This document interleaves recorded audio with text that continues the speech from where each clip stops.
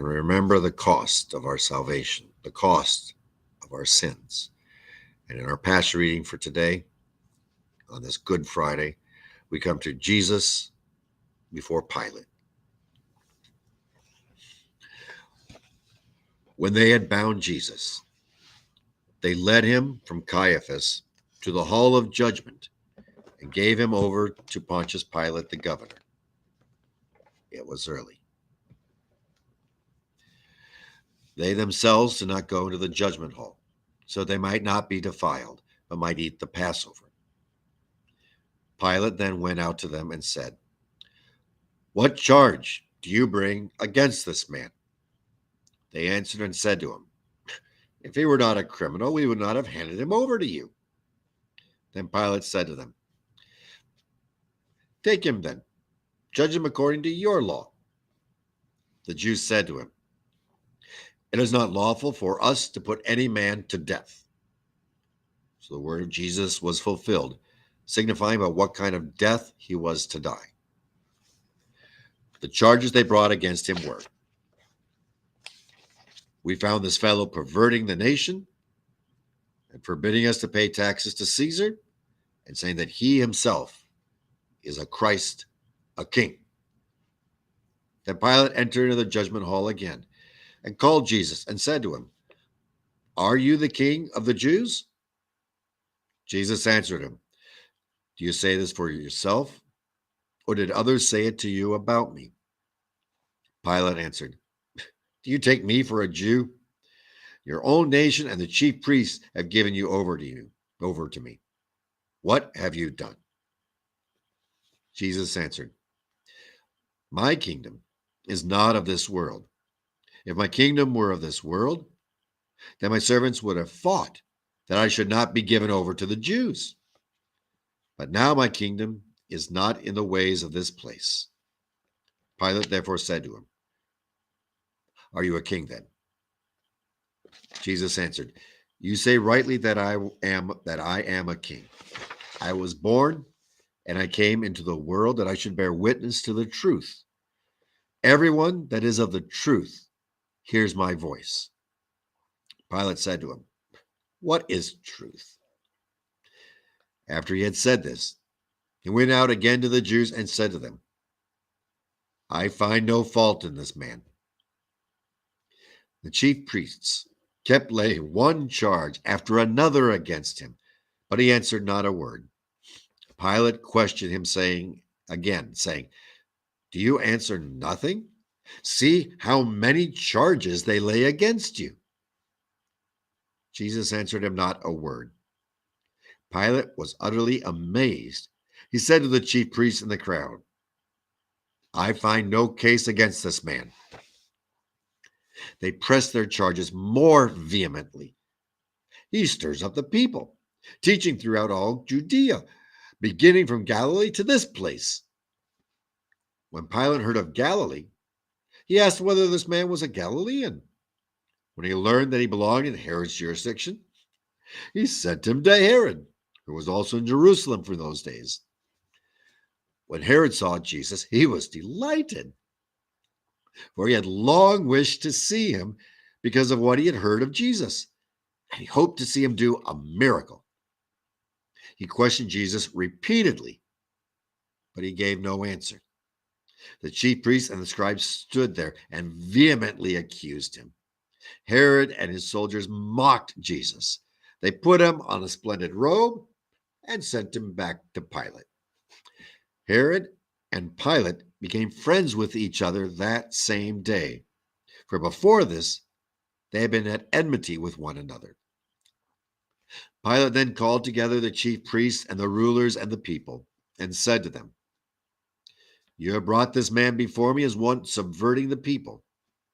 See now, I have examined him before you and found nothing in this man guilty of any of your charges against him, and neither does Herod, for he sent him back to us. Mark this, he has done nothing worthy of death. I'll have him punished and release him." Now, at the feast, it was the governor's custom to release to the crowd any one prisoner whom they asked for. They had then a notorious prisoner named Barabbas. He was in prison with the rebels who had committed murder in the uprising of the city. Pilate knew that it was out of malice that the chief priests handed Jesus over. Therefore, he said to them, "Do you want for me to release to you Barabbas or Jesus, who is called the Christ?" The chief priests and elders persuaded the crowd to ask for Barabbas and destroy Jesus. Pilate asked them again, "Which of the two do you want me to release to you?" And they cried out all together, saying, "Away with this man, and release for us Barabbas." While Pilate was sitting in the judgment seat, his wife sent him a message: "Do not have anything to do with that man. I have suffered much over him today in a dream." Again, Pilate addressed them, for he wished to release Jesus. He said to them, "What shall I do then with Jesus who is called Christ? Shall I do with him whom you call the King of the Jews?" They all cried out to him, "Crucify him." Pilate said to them, "Why? What evil has he done? I have found no guilt worthy of death in him. Oh, therefore punish him and let him go." They cried all the louder, "Crucify him! Crucify him!" Then Pilate took Jesus and had him flogged. The soldiers of the governor led him away to the praetorium. They gathered the whole band of soldiers around him. They stripped Jesus and put on him a purple robe. When they had woven the crown of thorns, they put it on his head and a reed in his right hand, and they knelt before him, mocked him, saying, "Hail, King of the Jews!" They spat on him and took the reed and struck him in the head. They knelt down and did him homage.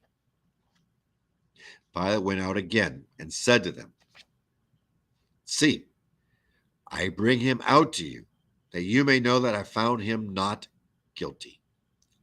So Jesus came out wearing the crown of thorns and the purple robe.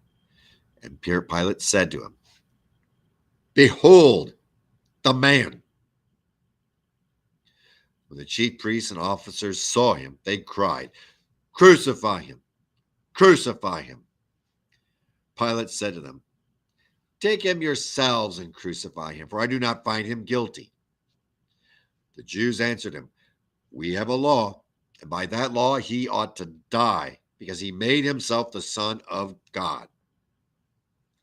When Pilate heard this, he was more afraid and went again into the judgment hall and said to Jesus, "Where are you from?" Jesus gave him no answer. Then Pilate said to him, "Do you refuse to speak to me? Do you not know that I have the power to crucify you and the power to release you?" Jesus answered him, "You would not have any power at all over me, unless it had been given to you from above. For that reason, he who has handed me over to you has the greater sin." This prompted Pilate to go on trying to release Jesus. But the Jews cried out, "If you let this man go, you are no friend of Caesar. Everyone who makes himself a king sets himself against Caesar." When Pilate heard these words, he brought Jesus out, sat down in the judgment seat in a place that is called the Pavement, or in Hebrew, Gabbatha. It was the preparation of the Passover, about the 6th hour. He said to the Jews, "Behold your king." They cried out, "Away with him! Away with him! Crucify him!"